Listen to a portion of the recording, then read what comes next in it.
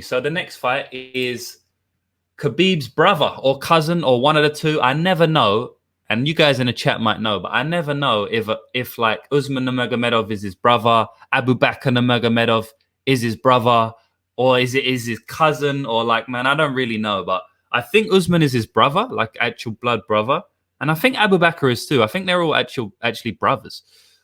And Usman, he's probably the better. I mean, he definitely is the better, or he looks the better of the two brothers in Abu Bakr and Usman. So yeah, Usman Nurmagomedov, 11-0, minus 700 favorites. So, you know, the same as Tyrell Fortune. But I know that actually this guy's like a minus 1,000 favorite now. I know Tapology here says he's minus 675, but obviously Tapology doesn't update as quick as the betting lines update or get bet on. So yeah, Usman's about a minus 1,000 favorite here. This line's off, guys. I will say this line's off. You know, I didn't say the minus 650, minus 700 on Tyrell Fortune was technically off, you know, although it's definitely huge. But I will say that this Usman Nurmagomedov line is off because he's probably fighting the best fighter he's ever fought in Mike Hamel here. I know it doesn't look like it on paper. Mike Hamel, 7-4, plus 500 underdog, trading wins and losses in his last 6 fights or his last 5 fights. But I'm half impressed with what I see on Mike Hamel on tape. So he fought Adam Borix in his last fight with Bellator. And, you know, most of you will know Adam Borix now. He's a pretty well-hyped prospect in Bellator. I believe he was the one who got that. Yeah, he was. He got that flying knee win over Aaron Pico. He's got a couple of other decent wins now. I think Borix has only got like 1 or 2 losses. So he's a pretty solid prospect.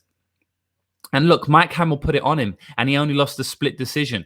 He took him down consistently, regularly throughout the whole 3 rounds. He came in on extremely short notice, Mike Hamel did, for that fight against the Bellator prospect, Adam Borix. He came in on like 2 or 3 days' notice, and he was able to go 3 hard rounds.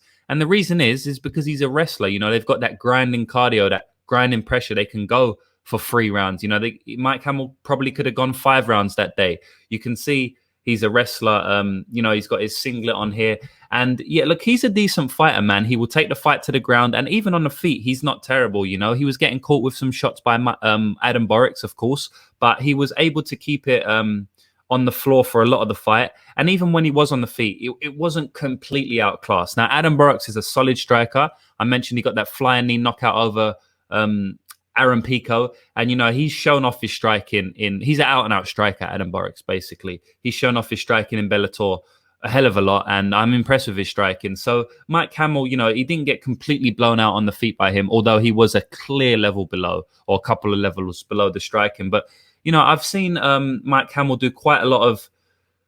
I've seen him get knockouts on the feet. I've seen him hurt people on the feet, and you know, a couple of his losses are a bit dodgy. So, you know, against that, I'll just go into I'll bring up his record here now. And I know we're speaking a lot about Mike Hamel, but I do want to give the guy, you know, I do want to do the guy justice. I do want to do his skill set justice. And I want to give him some props here because I just don't believe he should be this big of an underdog against someone like Nurmagomedov, you know, regardless of who I'm picking to win the fight. So if we go over Mike Hamel's record here, you know, we see that he lost to Adam Borix, split decision. There's nothing wrong in that. We see lost to Bruno Souza here. Now, I don't believe I could get this fight, so I couldn't watch the fight, right? But the loss against Jordan Winsky here, you know, he lost in the first round via armbar, right? 4 minutes into the round, but he was dominating Jordan Winsky, right? And Jordan Winsky was 8-1 at the time. So, I mean, he was hurting Jordan on the feet. You know, he was putting a lot of pressure onto him. I can't remember how they went down to the ground. He may have hurt him and then jumped on top of him, but the fight ended up on the ground, right? And I remember Mike Hamel, Matt Hamel. No, not Matt Hamel. It was Mike Hamel. He was pummeling Jordan Winsky, right, from top position. And then he just got caught in an armbar, right? And he tapped pretty quickly. It was a tight armbar. He had good extension on it, did Jordan Winsky. And he was able to tap Mike Hamel. So even in that fight, I mean, that fight seemed like Mike Hamel was definitely going to win that fight, right? And then he's got one more loss here. He got knocked out in 30 seconds, which obviously isn't a good look. But, man, them knockouts that come in 30 seconds, 1 minute, you can't take too much away from them. I mean, just go back to Alexander Hernandez versus Beneil Dariush. I mean, shit like that happens all the time. Fighters get knocked out within the first couple minutes of a fight. There's something about the first couple minutes of a fight, right? I don't know what it is, but maybe your body isn't, you know, I guess not used to, but it's not primed to take punishment yet. Because obviously backstage, they don't really spar because they don't want to get injured. They mainly just hit pads. So maybe it's something about your body taking that first blow where you can't withstand it as much as you can, you know, later on in the rounds, or if you've been hit a few times. You know, we go back to Cowboy Cerrone, a lot of his fights, he'll get knocked out in the first round by quite a few guys, right? Rafael dos Anjos, Darren Till, Conor McGregor. But then he'll get hurt badly in the first round in other fights and then able to weather the storm. And then he can go 3 hard rounds getting hurt, you know, like Leon Edwards. When he fought Leon Edwards, he went 5 hard rounds and he took a lot of punishment in that fight. But he didn't get stopped, right? If you come through that first round, you can often take a lot more damaging blows than would have knocked you out in the first round if you didn't come through it. I hope that makes sense. There's something about that first couple of minutes, right, that people just get stopped in. So I don't take too much from that when I do see a guy get knocked out in a minute or two. But at the same time, you have to factor it in, especially if he's going out with a guy who's stopping guys in the first round, like Usman is. But the level of competition is, it's a little bit of a cause for concern. But yeah, look, I like Mike Hamel's skill set, grinding, wrestling pressure. And at the end of the day, no matter who this fight, I do not expect Mike to go down without a fight unless he gets knocked out in like 30 seconds or something like that, you know, or Usman can wrap up one of his arms, you know, which isn't out of the question because Usman is a high-level fighter. I do believe that. His striking is pretty solid. Actually, he's more of a striker than a grappler. Now, I will say that the fights I've seen, he's implemented his striking more, but a couple of times he's got the fight to the ground and he's looked quite dominant on the ground. So I do know, obviously, being a brother of Khabib, coming from Dagestan, and what I've seen of him, his grappling does look pretty dominant, but it seems like he wants to keep the fight on the feet for most of what I saw. But I do expect that's a lot of times because the level of competition he's facing is just not on his level. When he comes up against a fighter, Usman, that is, you know, I guess on his level or better than him in his striking, which he will do because he's not an elite striker, I'm sure then he'll go to his wrestling and he may even turn into more of a wrestler as the years go on, as the level of competition step up. But for now, what I've seen of him, we can only go on what we've seen. He's a solid striker, man. He's got a very beautiful front teep kick, so he's got a very good push kick. He actually aims the push kick real high. You know, a lot of people, when they do the push kick or the teep or whatever you want to call it, a snap kick, a lot of people throw it differently, right? But most people throw it to the gut.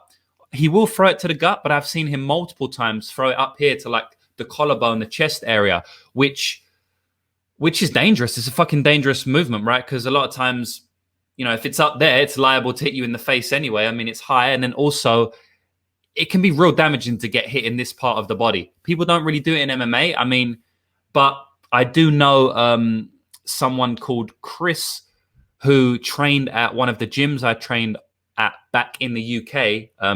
And he broke somebody's...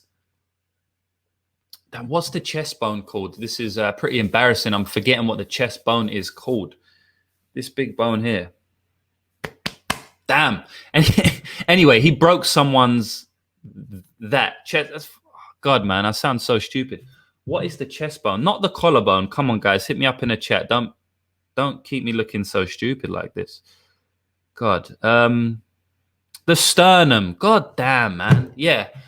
So I know some dude called Chris. He broke someone's sternum, right? Which is basically the chest bone. It's behind your chest. Dustin Chaffee, yeah, man. You're too late. You made me look stupid for like the last 5 minutes. No, I'm joking. Thank you for saying that. Yeah, it's sternum. So yeah, I know some dude who broke someone's sternum, and I mean, like, it's a fucking dangerous move. If you can hit spinning back kicks to the body like that, I know Joe Rogan speaks about it a lot, hitting spinning back kicks to the body, not only the stomach but upper. But anyway, Usman throws that shot to the upper body as well as the lower body. So that's something I don't see from too many people. So, you know, he's a good striker, guys. He's got very solid calf kicks. He virtually stopped someone with calf kicks in either his last fight or previous fight. He didn't actually get the stoppage via calf kicks. It wasn't listed at that, but it was basically a stoppage via calf kicks, you know. The guy flopped to his back because he was getting kicked in the calf too much, and then Usman was able to get the ground and pound finish. So he's a good striker, and he's obviously got the wrestling in his back pocket. Now, how I see this fight breaking down, I see Usman being able to pick Mike Hamel apart on the feet. I see Mike Hamel going for a couple of takedowns, but Usman should be pretty strong. He is Khabib's brother.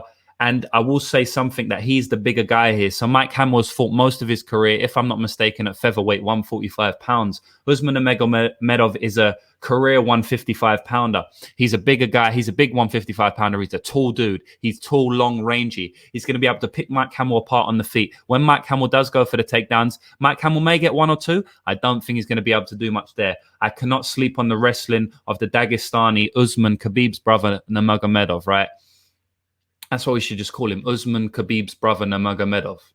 But I think he's going to make a name for himself over the next few years. So I don't want to disrespect him like that. He's definitely his own man. And his style is completely different to Khabib. So we have to give him some respect there as well. You know, it's not just trying to be a carbon copy of his brother. So, yeah, I see him picking apart Mike Hamel on the feet. And, you know, if Mike Hamel does get the takedowns, Usman, I was about to say Khabib, Usman should be able to either reverse it or just be defensively responsible. He's a strong dude. He's a bigger dude. He shouldn't find it too hard to get back to his feet and even get a couple of takedowns on his own against Mike Hamel. But I just basically see him keeping the fight on the feet and probably wearing Mike Hamel out, maybe getting a late TKO. I do think Mike Hamel's pretty durable, but again, we have seen him be armbarred out of nowhere when he was winning a fight, and we have seen him, although I didn't see the fight, seen him get knocked out in 30 seconds. So, you know, that's a cause for concern there. I was looking at the over 1.5 in this fight. There's no value on the money line. As I said, the line is off. If anything, take a stab on Mike Hamel, because I do believe that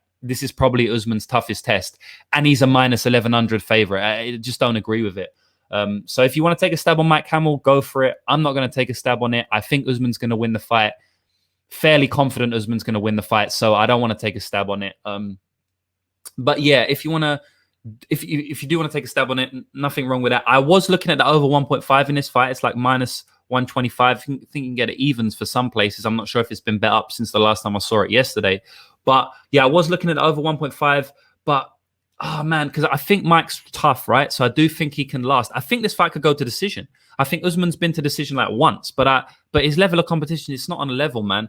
I do think that Usman could even win this fight via decision, right? But I don't know, man. Like it's hard for me to bet that, because we have seen Mike get armbarred in round one, and it's a bit dodgy because he was winning the fight and then it just got armbarred out of nowhere. It can happen, but then we've also seen him get knocked out right in 30 seconds. So because we've seen that twice before, and he's had, you know, only 11 fights, and we've seen him get stopped in round one twice by fighters who they're not the best. I don't think they're on the level of Usman for sure.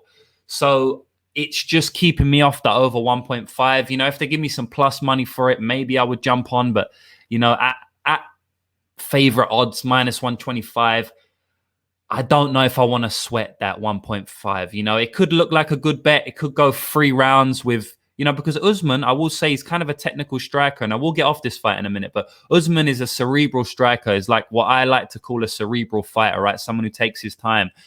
You know, he won't just rush in and bum rush him and go for the knockout. He won't do like a Francis Ngannou. It's not like back in an over 1.5 in an Ngannou fight. You're going to be sweating so much. Like Usman will take his time and be patient, but you know, I definitely can see him catch Mike Hamel with a head kick. As I said, he's the bigger man. He's the taller man. It's not going to take a lot for Usman to wrap his shin up top. And I think he can probably get Mike Hamel worrying about the leg kicks enough to distract him for a head kick, right? So, yeah, I don't think I'm going to be betting it myself, but I don't hate the play because I can kind of see this fight even going to decision. So, yeah, I'm going to take Usman Nurmagomedov for the win there. But as I say, the betting line's a little bit off, the money line anyway.